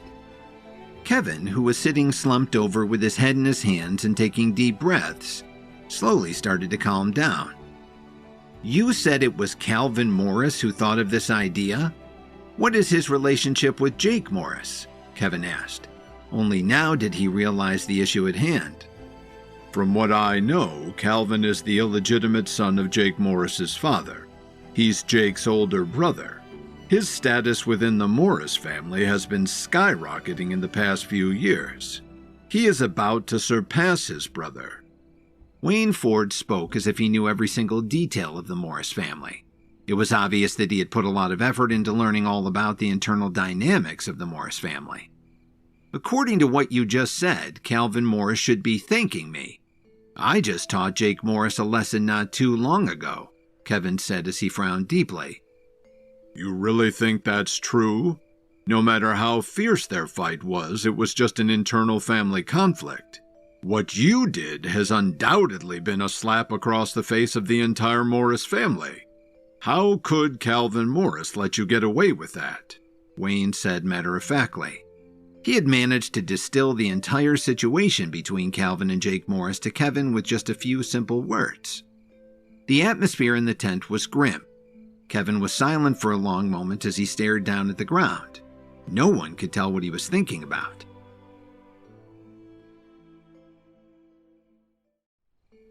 After hearing the Foundation's plans to send a group of young students to battle against the Pinnacle's chosen representatives, Kevin vehemently disagreed with the idea of sacrificing himself and Dalton Steele just to protect the reputation of the Healing Arts School, or to increase their chances of saving the world. Given this, Wayne Ford warned that if the Foundation lost against the Pinnacle, then Kevin would lose everyone he was trying to protect as well. When Kevin found out that Calvin and Jake Morris were half-brothers, he believed that he should be thanked for teaching that latter a lesson. However, Wayne argued that despite their internal family conflict, Kevin had still undoubtedly insulted the entire Morris family with his actions. Wayne Ford's words had caused Kevin's mood to become quite heavy as he fell silent after hearing this. Dean Ford, I have a question. You said that Calvin Morris will also participate in the showdown against the Pinnacle. How sure are you that he won't use it as a chance to harm Kevin? Dalton Steele finally voiced his opinion on the matter. Also, doesn't he know that this is an incredibly risky plan? If we lose this fight, then it's all over for all of us. Moreover, isn't he afraid that he might die? If Calvin Morris has no qualms about participating in the battle, then this clearly proves that he definitely has a way to save his own life regardless of the outcome. Wayne Ford said slowly, The rules of the battle state that both the Foundation and the Pinnacle will send 50 people each, but the leaders of the major schools shall have the freedom to form our own team. Wayne added, Just focus on winning the battle and don't worry about anything else. Besides, think about it. If you and Kevin are declared the final victors, your names will be heard all over the world. Can you imagine what kind of reputation that'll give you? How many people wouldn't be tempted by these potential benefits? But if Calvin Morris really wants to fight us, wouldn't he be going against the entire Foundation? Dalton was still puzzled by this. However, Wayne didn't dare to answer his question. After all, this wasn't something that could be casually discussed. As the young heir of the Morris family, Calvin Morris had a special identity, and if the others found out that Wayne had made his own decision about this, it might affect the stability of the entire Foundation's defensive line. Besides, if Calvin Morris really had ulterior motives and wanted to fight Kevin, he could always just find an excuse that would cause sand and stones to fly in the middle of the competition. That's enough. I've already thought everything through. Apart from me and Dalton, who else will participate on our side? You can't possibly let us fight 2 against 98, right? Kevin scratched his head. Deep down, he still didn't have such confidence in his abilities. He knew that anyone who would be chosen to participate in the competition, regardless of whether they were with the Pinnacle or the Foundation, was surely considered an elite expert. With this, Kevin understood what Wayne Ford had implied just now. All of the major schools could nominate as many students as they wanted in order to fill up all 50 slots. Beneath the overall situation, this was not only a battle between 2 different forces, but they were also competing for bragging rights and superiority within their own camp. As such, it was worrying that they were trying to deceive each other under the guise of a common goal. How could they defeat the Pinnacle if he and Dalton couldn't trust the rest of the Foundation's representatives? I've already talked with the leaders of the Central Alternative Healing Academy and the Southeast School for Natural Medicine. So far, I know that Clarissa Pratt and Clyde Davis will also be in your group. As you know, both of them are outstanding young warriors. After saying that, Wayne Ford suddenly stopped. He looked deeply at Kevin and Dalton. After hesitating a few times, he gritted his teeth and continued speaking. Try to surround yourselves with people you can trust when the time comes. The battle will take place in a secluded area where you'll be fighting until one side has been defeated. There is no time limit. Thus, it's more important for you to come back alive than anything else. Kevin could clearly feel Wayne Ford's concern for him. He couldn't help but smile because of it. Don't worry, old man. I haven't dropped out of the healing art school yet. I shall settle the score with you when I come back. Although his words sounded casual, none of them felt happy about it. Inside the largest tent in the Herbalist Society's base camp, Lawrence Zimmerman was sitting in a high armchair. Nearly 20 herbalists were seated before him in 2 groups, one on the left and the other on the right. At that moment, everyone was looking at each other. Are you telling me that a young man came by earlier and ruined the Herbalist Society's reputation? How is that possible? Lawrence looked around the tent, instantly intimidating the group given his lofty reputation. Yes, sir. The middle-aged man sitting at the frontmost seat on the left answered with a quivering voice, afraid that he would anger Lawrence and face the brunt of his wrath. What's the name of this person? Which school did he come from? Lawrence's eyes flashed with rage. Ever since the Herbalist Society was founded, they had always regarded herbalism as their main skill. Now there was actually someone who entered their camp and used what they were best at to humiliate them to their face. If this matter wasn't handled properly and word got out, the reputation of the Herbalist Society might fall tremendously. Sir, that young man didn't tell us his name. He only took out a level-up pill and dared us to refine one. We haven't even seen its complete pill formula before. The man mustered up all his courage to tell him what had happened. His forehead was already covered in sweat. Then you just let him go so easily? Lawrence's tone couldn't help but reveal how strong the anger in his heart was upon hearing this. There was also a level 5 warrior next to the man who was around his age. As such, no one would dare to force them to stay. The man's body couldn't help but tremble. He was almost unable to withstand the pressure from Lawrence Zimmerman's cold gaze. At the same time, Lawrence couldn't help but furrow his brows when the man finished speaking. When he suddenly recalled what Wayne Ford had said earlier today, he was able to confirm the identities of the 2 perpetrators without the other herbalists telling him. All right, this matter ends here. Anyway, I'll make sure that those 2 won't live for long. However, I don't want any of you discussing this matter amongst yourselves anymore after you leave this place. And more importantly, don't report this incident to our headquarters. Otherwise, there will be serious consequences. Lawrence waved his hand, gesturing for the herbalist to leave. When he was finally alone, his expression quickly turned vicious. "Kevin, you're so talented, but you don't know how to restrain yourself. If you are of no use to me, then I have no choice but to eliminate you." The night passed very quickly. When Kevin stretched his limbs and got out of bed, it was already the morning of the following day. There was still more than a day's time before the battle agreed upon with the Pinnacle would begin. Given this, he decided to go back to the hospital to see Lily. This time he didn't know whether he would come back or not, and there were still many things that he hadn't told her yet. In his office at the Whistler Hotel, Mitchell Cook sat on the sofa and browsed through some reports in his hand, while Emo Squire kept talking about something beside him. "Mitch, you're really tempting fate this time. You actually dared to let Drake go? I can't believe this. If Kevin found out, what would he do?" Emo Squire asked loudly as he slammed his hands on the table a few times as he tried to talk some sense into Mitchell Cook. Of course, I'm well aware of Kevin's temper, especially when he feels like he's been betrayed. But I just couldn't do it. Mitchell Cook put down the reports in his hand, looked up and sighed. Drake is my adopted son. Even if he didn't make many contributions, he's worked hard for us all these years, and I've grown to love him as my own child. Besides, I told him not to return to Chicago in the future, so I believe that Kevin won't ever see his face again. How are you so sure that Drake will obey you? Given his track record, he can be quite stubborn and impulsive, Emo asked with a frown. Regardless of how you feel about him, the mistake that he made is unforgivable. He tried to kill Kevin, remember? What makes you think that he won't try again in the future? That's enough. Anyway, what's done is done, and I've already let him go. If Kevin finds out and blames us, I shall bear the responsibility alone. You don't have to worry about being implicated in this mess. Mitchell raised his voice and firmly shut down further discussion on the matter. All right, but there's another thing.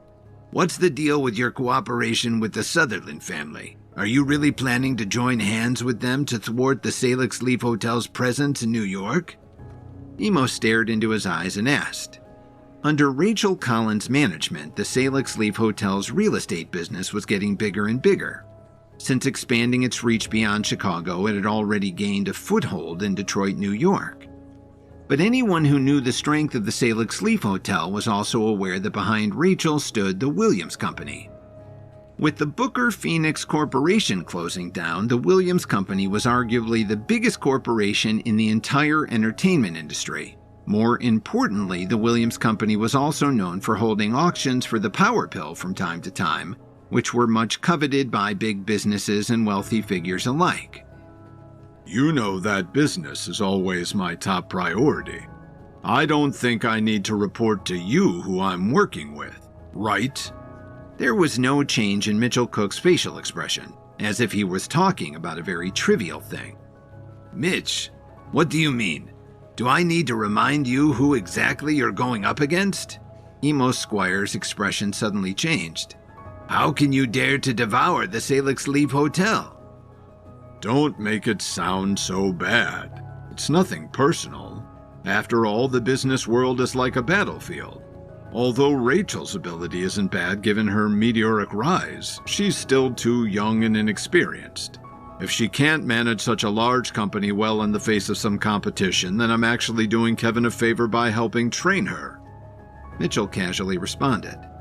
Upon hearing this, Emo Squire didn't say another word. He just quietly looked at him in disbelief. For many years, the Whistler Hotel has mainly controlled the real estate business in Chicago. With my support, the Salix Leaf Hotel has recently been riding off its coattails to the point that it has already threatened the Whistler Hotel's position. In the end, it's hard to say who will come out on top. Mitchell glanced at him and continued. The Sutherland family is known as the #1 family in the Midwest. Their strength is far beyond what the Williams Company can handle, and I have a good relationship with them because of Kevin. Mitchell paused for a moment before adding, Speaking of Kevin, wasn't he driven out of the Williams family by his relatives? As such, it'll be very difficult for the Williams Company to reach out to. Mitch! Emo suddenly opened his mouth and interrupted Mitchell. "What has gotten into you? Are you really becoming hostile toward Kevin because of Drake?" The atmosphere in the office immediately became cold. In just a few seconds, the room had become so quiet that one could hear a pin drop. After Mitchell Cook told Emo Squire that he had spared Drake from death after he had tried to kill Kevin, he told him that he would bear full responsibility if Kevin ever found out. With that, Emo then asked Mitchell whether he really planned to work with the Sutherland family to crush the Salix Leaf Hotel's expansion in New York. With the Whistler Hotel's position now being threatened, Mitchell claimed that it was just business and nothing personal. But when he then added that the Sutherland family was more powerful than the Williams Company, Emo confronted Mitchell and asked whether he had turned hostile toward Kevin because of Drake.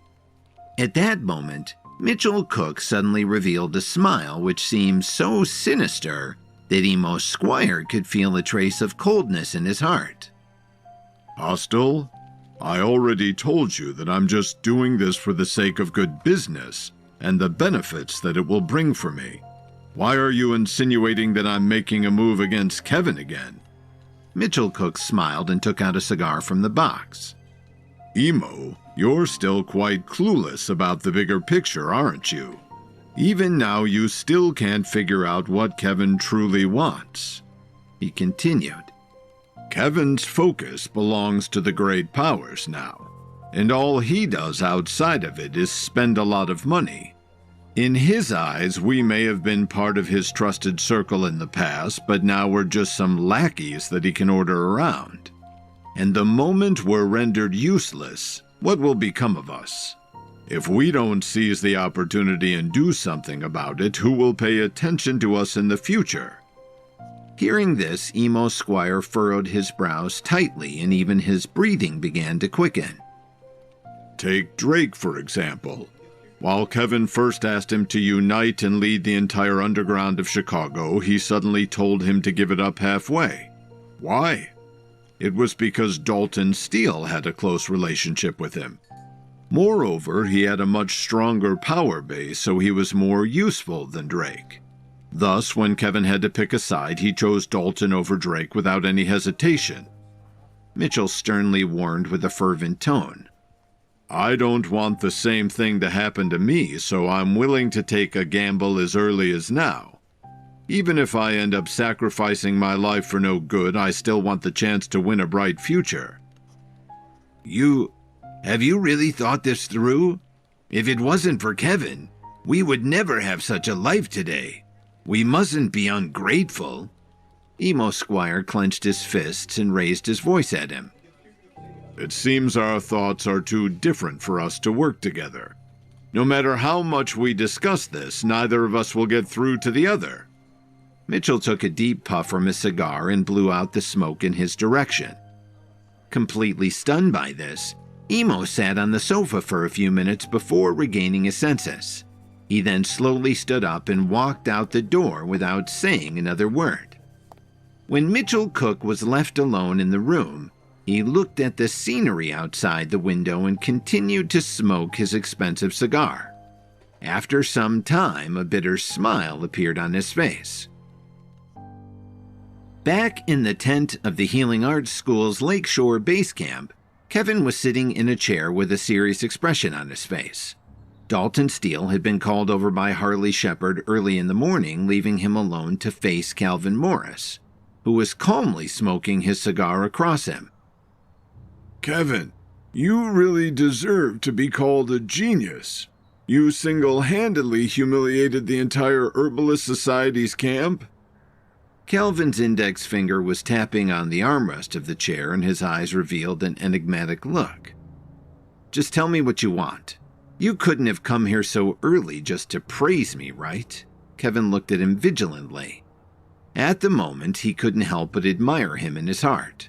Whether it was the Tanner brothers, Jake Morris, or now Calvin Morris, it seemed that those who came from the Morris family all had a special temperament that made almost everyone in the world lower their heads in front of them. You have something that I want, which you've been keeping to yourself. Calvin lightly blew out a smoke ring, saying faintly, "It's something that you shouldn't have grasped in the first place, so I advise you to take it out and hand it over." "What's in my hands is my property. As long as I'm willing to share it with others, I see no problems with having obtained it. Besides, even if I opt to keep it to myself, none of you can snatch it away from me," Kevin replied fearlessly. Others might feel confused when they heard their conversation, but Kevin knew very well in his heart what Calvin Morris was referring to. "I like your personality very much. I just don't know if you have the ability to keep it in your possession for much longer." Calvin raised his eyebrows and answered back, "Actually, there is one thing that I'm curious about. Why is the Morris family so obsessed with the Power Pills formula? With so many elite experts in your family, what use would you still have for it?" Kevin frowned slightly. He had thought about this question many times, but until now there was still no answer. "My family doesn't need to explain anything to anyone. You should be honored that we even took a fancy to it." Calvin flicked the ashes of his cigar and added, "For many years, no one else has ever experienced dealing with the two young sons of the Morris family. You'll have the distinction of being the first and only one." Upon hearing this, Kevin slightly narrowed his eyes and smirked at him. "I don't like trouble, so if you really want the Power Pills formula, you can come and get it yourself. Doesn't matter to me whether you're planning an elaborate scheme or not. If you can really take it away from me by any means, then I shall respect your ability to do so." "All right. Then I'll have to ask you to wait and see." Calvin stood up with a smile and extended his right hand to Kevin. "Tomorrow I shall see you on the battlefield when we fight the Pinnacle. I look forward to your performance." "I won't let you down." Kevin smiled back as he held Calvin's hand tightly. Suddenly, there was a flash of surprise in Calvin Morris's eyes. The moment they shook hands, he released a wave of spiritual energy into Kevin's body to size him up. However, in that instant, Kevin simply absorbed it without being slightly fazed at all. "I still have other things to do, so I have to go now." Kevin let go of his hand and quickly left the tent. Kevin had already visited the hospital yesterday, but Lily still didn't show any signs of waking up. When he asked the doctor again about her situation, he was told that Lily's physical indicators had all returned to normal, but no one could tell when she would wake up. It could either be just a matter of time or she might never wake up at all. Soon after, Kevin returned to her hospital room. Given that he didn't have much time left before the battle, he just wanted to stay by Lily's side. When she saw him, Dorothy crossed her arms in front of her chest and sneered while standing off to the side, saying, "What have you been doing all day long? Isn't there already someone taking care of the Williams Company? Lily is in the hospital and you can barely even make time to see her. How can you still dare to say that you love her?" She added, "I've already found a few good prospects for Lily these past 2 days. As soon as she wakes up, you must divorce her. Even if you don't agree, there's no point in arguing as you won't have a choice. When Lily finds out that you're having an affair, I won't need to convince her at all. And that's not enough. As repayment, you must also hand over all your assets, including ownership of your company, your bank account details, and the deed of the house in advance. Let me count how much money you have. When the time comes, I'll make sure that you won't get much out of the divorce settlement." Dorothy's heart was almost bursting with joy at this thought. Since Kevin was the CEO of the Williams Company, just the money that he had earned from it alone would be more than enough for her to live off of for the rest of her life. And on top of that, she would also be getting his cars, real estate, and a huge company. All of this made Dorothy so excited last night that she couldn't even sleep. "But you don't have to be too sad. The Anderson family is also a prestigious family, so I'm sure you won't suffer. if you become Truman Anderson's son-in-law. That way we'll both happily go our separate ways and we'll never have to see each other's faces again," Dorothy exclaimed. Despite all of Dorothy's threats, Kevin didn't even bother to listen to a single word of it. With all of his attention focused on Lily, he gently swept the hair on her forehead to the side for her. Out of everyone he cared about, the one who worried him the most was Lily. Suddenly, Kevin's phone rang. It was Adriana Wright. "What's wrong?" Kevin walked to the window as he answered the phone and asked in a low voice. "Something bad happened, Kevin. Emo was attacked again and he's currently being rushed back to the hospital," Adriana revealed anxiously. "What did you say?" Kevin couldn't suddenly help but raise his voice. "Kevin, you should come here soon. We're currently in a smaller private hospital for safety reasons. I'll text you the details." Adriana was busy signing the documents in her hands. "I'll come over immediately." Kevin hung up the phone after he finished speaking. He was about to leave when he was suddenly stopped by Dorothy. "Did you hear what I just told you?" Dorothy stared him down with a cold face.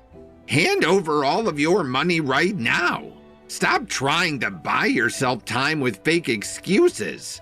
I want you to transfer everything to me before you go off to that vixen Phoebe Anderson." "Listen, I really have urgent matters to attend to now. Can I come back later and we can talk about this?" Kevin gently moved Dorothy aside and ran out of the room. "Don't try anything funny with me, Kevin. Remember that my daughter is the victim here, you liar." Dorothy was so angry that she shouted and stomped on the ground.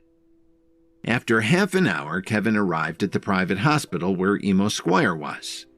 Those who could afford to stay in this particular hospital were all influential people in Chicago. "How's Emo?" Kevin ran over quickly and grabbed Adriana Wright's shoulder as soon as he saw her. He then asked, "Why was he attacked all of a sudden? Didn't he just get discharged along with you guys recently?"